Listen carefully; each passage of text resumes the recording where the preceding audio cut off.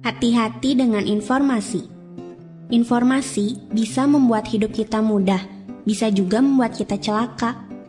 Ada orang yang masuk penjara gara-gara mentweet atau memposting status di media sosial. Tak jarang, permusuhan antar kelompok gara-gara informasi yang mengadu domba. Berita, fakta, prasangka, gosip, fitnah bercampur aduk. Kalau tak pandai memilah, bisa bahaya.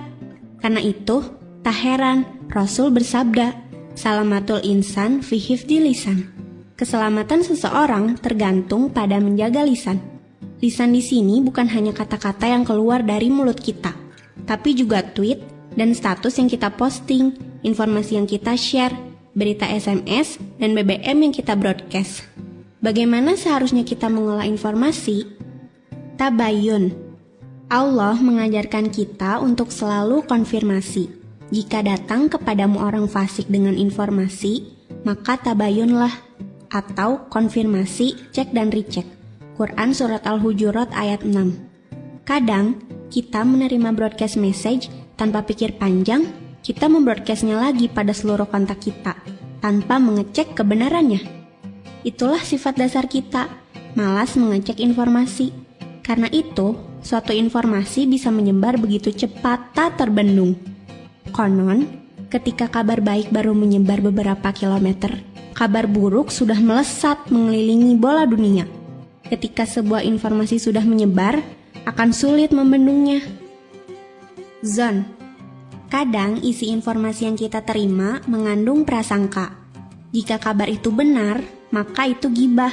Jika kabar itu salah, maka itu fitnah.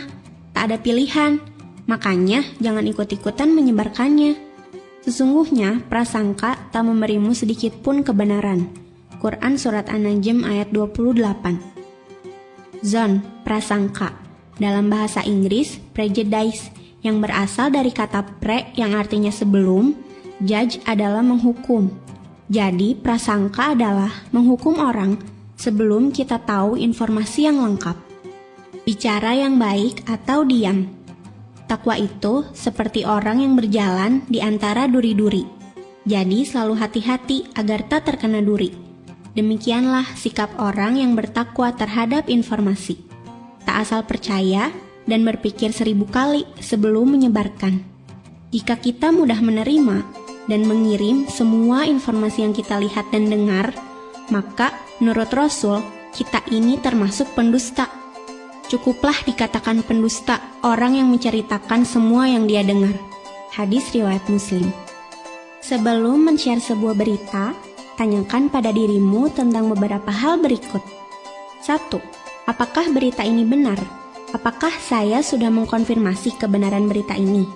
2. Apakah ini fakta atau prasangka? 3. Jika berita ini fakta dan benar, apakah memang perlu disebarkan? Apakah ada orang yang merasa disakiti dengan berita ini? 4. Apakah berita ini memberikan kebaikan atau justru menyulut permusuhan?